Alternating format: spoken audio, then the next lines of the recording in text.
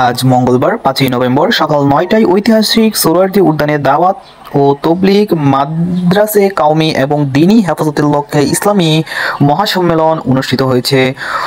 উক্ত সম্মেলনে বাংলাদেশের বিভিন্ন বড় বড় উলামায়ে কেরাম তাদের বিভিন্ন মতামত প্রকাশ করেন।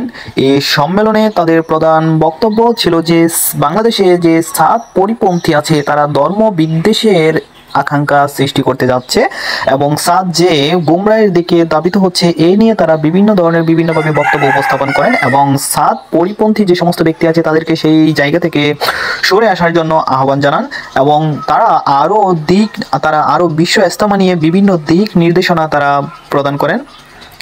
সম্মেলনে আহ্বান জানানো বিশিষ্ট আলেমদের মধ্যে রয়েছেন আল্লামা শাহ মহিবুল্লাহ বাবুনগরী, আল্লামা খলিল আহমদ কাসেমি, আল্লামা আব্দুল হামিদ, আল্লামা আব্দুর রহমান হাফিজি, আল্লামা নুরুল ইসলাম, আল্লামা মাহমুদ ওবায়দুল ফারুক, মাওলানা রশিদুর রহমান, আল্লামা শাইখ জিয়াউদ্দিন, আল্লামা শাইখ সাজিদুর রহমান, আল্লামা আব্দুল কুদ্দুস আরও অনেকে এই সম্মেলনে বক্তব্য পেশ করেন। এই সম্মেলনের বিভিন্ন আলোচনার বিষয়ের একটি প্রতিপাদ্য বিষয় ছিল যে এবারের বিশ্ব ইজতেমা বাংলাদেশের যে উলামায়ে কেরামরা আছে তারা তাদের মতামত প্রকাশ করবেন। সাফ চ্যাম্পিয়নশিপ জেতা বাংলাদেশ নারী ফুটবল দলকে ১ কোটি টাকা পুরস্কার দিয়েছে জাতীয় ক্রীড়া পরিষদ। আজ কাঠমান্ডু থেকে ঢাকা ফেরা সাফ জয়ী দলটিকে বাফুফে ভবনে পৌঁছালে সেখানে অধিনায়ক সাবরিনা খাতুনের হাতে পুরস্কারের ডালি চেক তুলে দেন যুব ও ক্রীড়া মন্ত্রণালয়ের উপদেষ্টা আসিফ মাহমুদ। এ সময় উপদেষ্টা জানান, শনিবার অন্তর্বর্তীকালীন সরকারের প্রধান উপদেষ্টা ডক্টর মোহাম্মদ ইউনূস তার বাসভবনে যমুনায় সাফজয়ী বাংলাদেশ নারী ফুটবল দলকে সম্বর্ধনা দেবেন।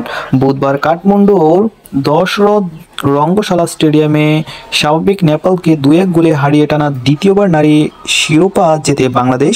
আজ দুপুরে সাফ জয়ী দলটি দেশে পৌঁছালে ছাদ খোলা বাসে চ্যাম্পিয়নে মতিঝিলের বাফুফে ভবনে নিয়ে যাওয়া হয়। সেখানে দলটিকে বরণ করে নেন যুব ও ক্রীড়া উপদেষ্টা আসিফ মাহমুদ। এদিকে সাফ ফুটবল দলের জন্য অর্থ পুরস্কার ঘোষণা করেছে বাংলাদেশ ক্রিকেট বোর্ড বিসিবি। বোর্ডের পাঠানো সংবাদ বিজ্ঞপ্তিতে জানানো হয়, সভাপতি ফারুক আহমেদ বিজয়ীদের অভিনন্দন জানিয়েছেন এবং টানা দ্বিতীয় সাফ জেতার স্বীকৃতি হিসেবে দলটিকে ২০ লাখ টাকা দেবে বিসিবি।